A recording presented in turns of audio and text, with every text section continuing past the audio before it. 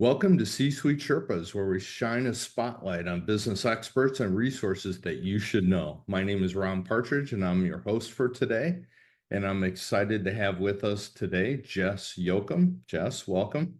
Hi, thank you. Thanks for having me. Jess is the founder and principal coach of Riverdrop Consulting and Coaching. Riverdrop offers the Resilient Leader Workshop that equips leaders with the skills to navigate today's complexities with clarity and resilience. So, Jess, we're excited to have you on. You ready to go? Thanks. I'm excited to be here. Let's go. We'll jump right in then. So, can you give me a snapshot of what your business is and the major outcomes that you get for your clients? Yeah, so you mentioned the Resilient Leader Workshop. I want to foster resilient organizations by creating resilient leaders. And so, what that means is I help leaders connect to who they are so that they can carry the organization forward even when things get tough. The major outcomes would be greater leadership development, resilience. I don't think it's possible to create an organizational goal that is completely adversity proof, but I do think it's possible to connect people to the goals so that even when things are hard, they're still worth doing. Okay. So, who do your services work best for, would you say? They would work best for companies that have multiple levels of leaders. And so I would say, starting at the executive level, a team of executives, and then senior leaders, especially. So organizational leaders who are helping large teams or teams of teams really move the company forward. That's who I'm mostly out there to help. Okay. So, you don't have to name customers or anything, no names if you don't want to, but can you give me an example of kind of a company or team that you've really helped and what was unique about it? And how did you actually go about getting them to, let's say, where they wanted to be? I think the best example would be a team of leaders that I worked with. They were frontline leaders, so the first level of leadership. And one of the main things that they were missing was that self-awareness piece, knowing what their values were and how they were showing up in the organization. So that was not a resilience workshop, that was just a leadership development workshop, but it was on their leadership styles and how they were showing up and how they were bringing themselves to the job. And one of the outcomes from that was that they realized that they needed to be different leaders at different times, depending on what was happening within their team and what the needs of the employee were. So for teams that had a lot of new employees, they needed to have more of a directive leadership style. But in order to engage that leadership style, they needed to be really clear on who they were and how they could show up in that way. How do Does that you, answer your question? yeah. How do you go about teaching leaders that? Because that can be difficult for some leaders, right? It can. I think, especially in the US, we have this, what I will call a mental model, is the term I'll use, of leaders have to come up, they have to have the individual contributor experience to be an effective leader of that function. And that exists both ways. It exists where the people who are working think that a leader is only credible if they've done the job. And it also comes from top down, promoting people into a new position. Well, you were a really great individual contributor, so you'll be a really great leader. And that just isn't always the case. And so a lot of that initial leadership development is on understanding what the stories are that that person is bringing with them into the space, what those mental models are. I have a new, everyone loves their tools. I have a new tool that I love to use that goes into the motivational values of the individual to help them understand who are they when they're connected to their values and showing up and everything's going fine. And then how do their values shift when there's conflict and things are not, their needs are not being met so that they can navigate and get back to their main motivational values. That's interesting. Is it connecting their personal values to their actions, or is it connecting the company values, or both? It is company agnostic, so it is personal values, but it can shine a light on when there's a mismatch of values between the individual and the company. It is it is values, but it is also the strengths. So with strengths, a lot of times people will think of those as innate talents. I like to think of them as tools that they use. And so as we go along living life, we find tools that work really well for us that we tend to use over and over and over again. Those are our strengths. For me, it's like all of the strategic thinking, systems thinking, domain stuff. But those are not always the strengths that we need to bring. And so what I love about it is connecting the tool to connecting the value to the strengths so that I can change the tool that I use without changing who I am. Oh, that's very cool. So that sounds like something that may differentiate you from, let's say, other people out there doing executive coaching or leadership team building. I think so. That and I am just a total systems nerd. And so I have this diagram of an iceberg. Maybe some of your viewers have seen it, but it starts at the top of the iceberg. It's the things that you can see. Those are the events. When we live in that zone as an organizational consultant or coach space, we're reactionary. We're just saying, what happened? What do I need to do? But below that, there's patterns of behavior so that we can start to understand what happens over time, start to predict some of those things. Then beneath that, there are the system structures. What is happening in the system that's making these things happen over and over again?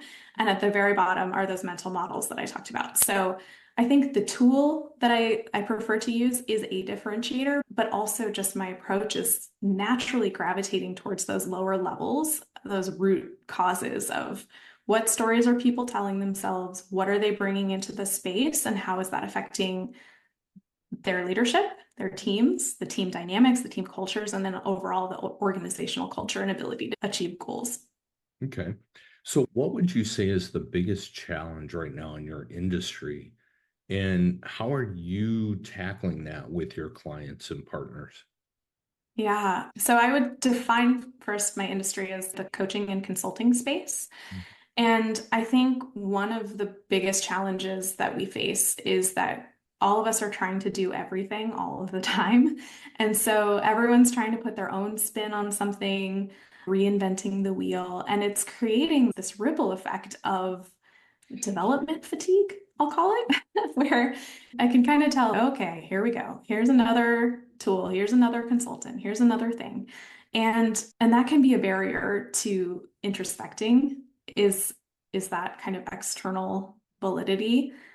I would say coming into that, one of the ways that I'm approaching it is to really collaborate with other people so that we can be in a space of depth instead of trying to do everything all the time.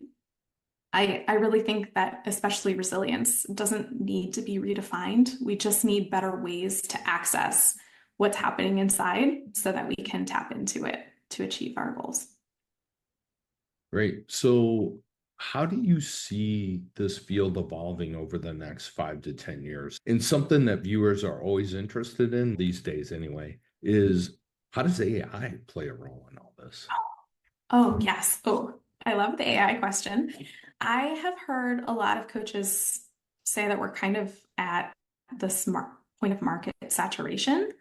And I I personally don't believe that to be true. I think I would prefer to look at it through an abundance lens of as long as there are people and organizations that are in need of help, we will always have work. The depth of knowledge is of the human population is just never ending.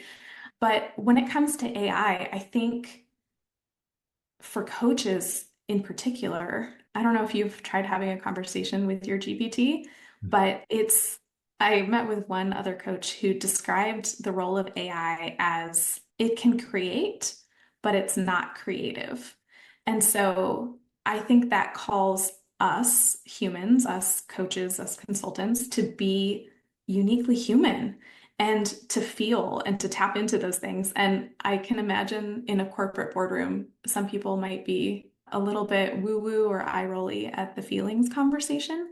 But the truth is that all of us have these stories that are happening, and those involve all sorts of emotions. I think that's the calling, to sum it up, is to be uniquely human in a way that only we can show up, to connect with other humans, and to normalize the experience so that we can move forward together. Nice. Okay. Let's shake things up a little bit. Let's change the target here. What I'll do is I want the viewers to get to know you a little bit personally on a different level. So I'm going to ask you some questions in a lightning round. And if you're up for that and you're up for the challenge, we can get going. Ooh, let's do it. Coffee or tea?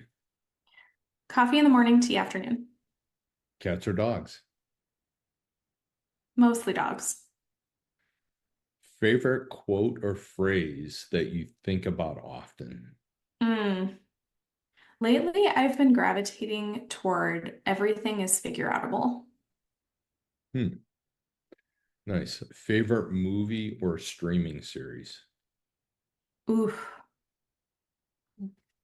a movie, it has to be The Princess Bride, old school, but streaming, lately we've been really liking Shrinking on Apple TV. Okay. Favorite book? Nonfiction, I would say anything by Adam Grant. I love the way his mind works and how he thinks. And then fiction, I don't think I could choose. I love science fiction and some fantasy. So I would say probably anything by John Scalzi, I would read over and over again. Nice. Last question, two-part question. One bucket list item that you've already accomplished, and one bucket list item that you have not accomplished, but is at the top of your list. Okay. Bucket list item that I've already accomplished. My kid told me that I was the best mama ever, and I'm just gonna ride that as long as I can. Bucket list item that is on my list still is to travel to Iceland. Nice. Iceland, huh? I really want to see the Northern Lights. I want to be part of, I just want to learn as much as I can about the country and the culture. And I think the best way to do that is to go there and visit. It's a beautiful place, by the way. Love it. I've heard, yeah, I've heard. I'm going in 2026. Oh, that's awesome. Okay, the most important question is if any of our viewers would like to get a hold of you and collaborate with you, what's the best way to get a hold of you? Yeah, they can head over to my website, which is riverdropcoaching.com. I would love to book and talk to them about what's going on. So there's an option to book a discovery call with me, or they can reach me at LinkedIn. I'm Jess Yocum, and I think I have MAODL at ACC and a couple other letters after my name, but they can always find me there. Okay, great. Jess, thank you for your time today. It was really interesting. Thank you for your insights. Thank you. Thank you so much for having me, Ron.